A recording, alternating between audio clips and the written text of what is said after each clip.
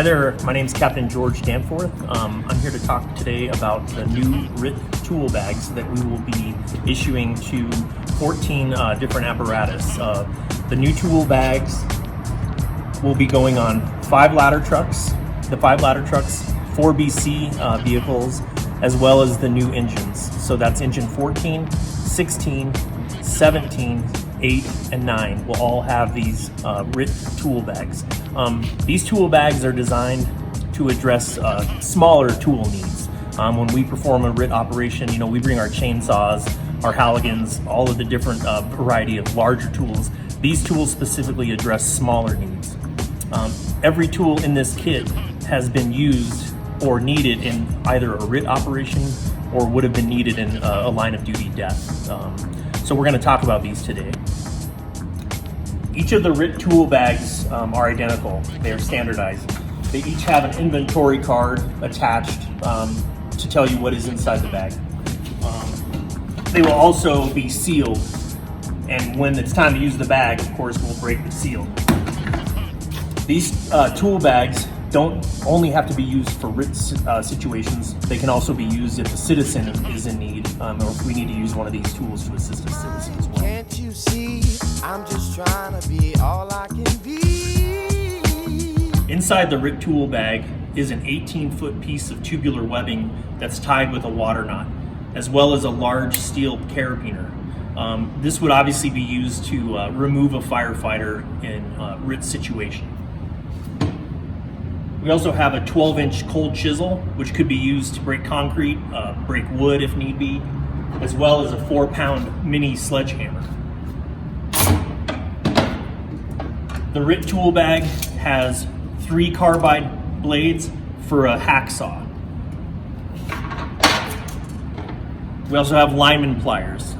This would come in handy in the event of a drop ceiling incident where we had to cut, multiple hanging wires.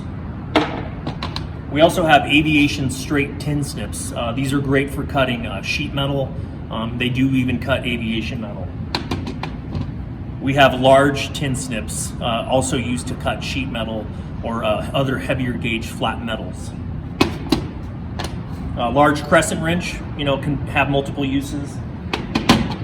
Angled pliers, obviously also multiple uses, as well as vice grips for other uses. The RIT toolkit has 6 door chocks, 6 wooden door chocks.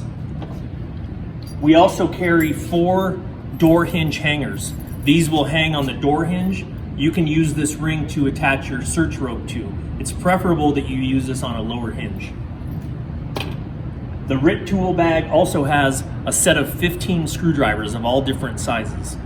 There was an incident many years ago in Station 3's area where a gentleman's arm was stuck in a tortilla making machine, and it took multiple screwdrivers to basically extricate this individual from the machine. We also carry glow sticks. We can either put these where we locate the downed firefighter. We can use them almost as like a trail to the firefighter. They can have multiple uses. Lastly, we have a 65-piece mechanics tool set.